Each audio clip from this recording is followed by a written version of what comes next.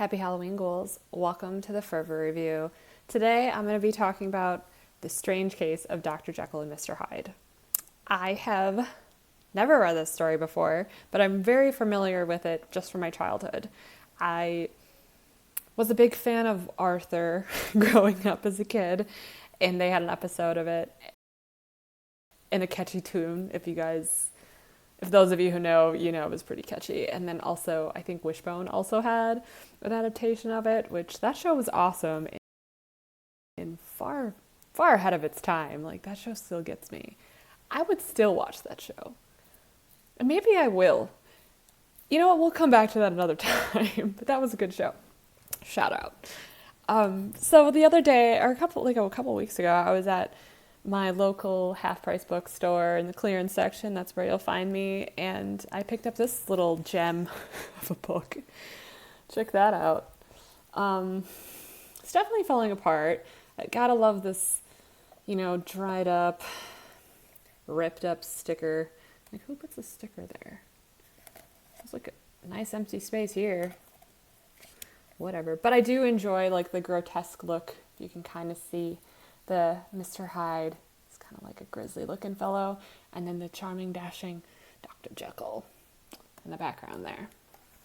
And yeah, this book, it's definitely falling apart. Pages are coming out of it. What a good experience.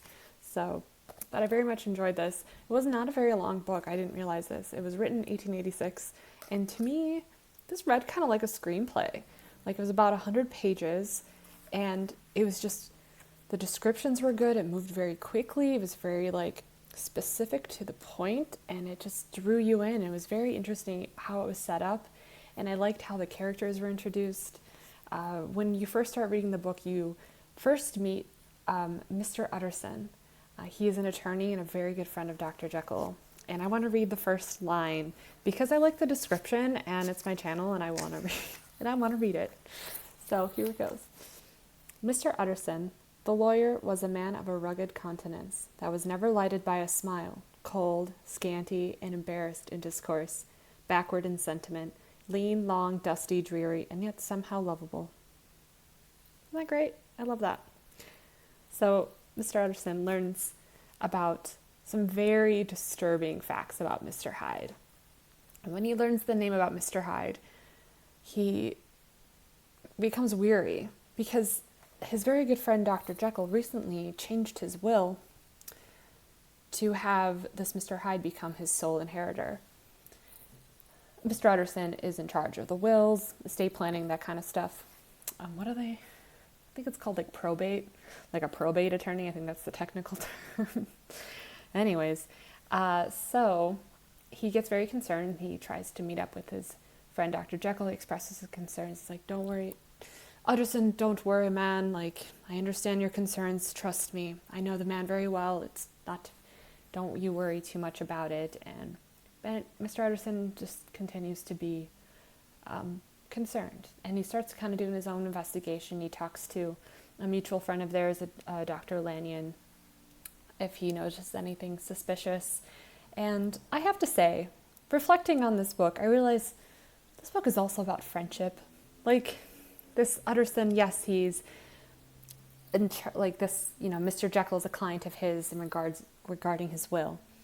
But also, he is a good friend of his, too, and he can tell there's something very wrong, and he really wants to help his friend, and that continues to escalate as the story continues on, and it's actually very sad. But I thought it was very endearing to see how concerned this friend was, and this also Lanyon was also involved at some point, too. And also, this Mr. Utterson does lose a very good friend of his, but also another good friend as well, and not knowing that Mr. Jekyll was going through something, and he wasn't being completely honest, and he knew that his friend was in a bad way, and he just couldn't help save his friend, and he wanted to, but he just couldn't. Dr. Jekyll had to figure this whole thing out, and that comes to the other theme of the story, other than the friendship part, which really was, I think, just a very sweet part of that book, was the duality that Dr. Jekyll had this realization of, he knew of the duality of that humans have, and it's this good and bad part of ourselves. And he was trying to kind of rid the bad and just be good. I think that's kind of like what I think about like modern pharmaceuticals or how we cope with things. Like we can just, like soma, like just take a pill and everything is fine and just no worries. Not have any anxieties or problems type of thing. It's kind of how I looked at it. However, what happens is he transforms into Mr. Hyde, and he's completely disfigured. His hands look different. He's shorter in stature. He's not even recognizable. And instead of being concerned, which he was actually amused and he found it fascinating. And he found it actually liberating because now he can go off and do whatever he wants and not have to suffer the consequences, because that's Mr. Hyde, even though it's him, but no one knows that. So he gets to wear this mask and kind of have this, it's his alter ego, and just have this whole other kind of freedom and not have to worry about tarnishing his name in society and, getting himself a bad name. He doesn't worry about getting canceled because people do not perceive him as Dr. Jekyll. And it's very interesting. It almost becomes this temptation. He's so tempted by it, he can't resist it, and he gets addicted to this. And then there is the parallels of, can this be, in a way like a metaphor or something, or some kind of parallels with substance abuse issues or alcoholism. He does mention that when he tries to stop and he's like, well, maybe I'll just try it again. And then it just doesn't work that way. It's never just one drink, you guys. And so, but I think there is a little bit more to it, maybe, and maybe not. Maybe that's where the idea originally stemmed from. But I think the interesting part, because it is like this lust for just wanting the freedom to maybe be something else than yourselves. I don't know. Maybe, people can relate to that, like feeling restricted, like you have to conform a certain way. But then when you have this way, you don't have to be yourself, like you can be like being John Malkovich. You get to be John Malkovich type of thing. I never thought about that, but maybe, that's a good example. You don't have to be you can be John Malkovich instead of you, but then you're still you. Instead of one day you just never end up being able to get out of that, right? Kind of like John Cusack. Wow, I did not mean to make those connections, but that's really like coming up for me. That's cool, right? And he becomes like a puppet master. So, but going back to Dr. Jekyll, that did not happen. He did not become a puppet master. He's having a hard time staying himself.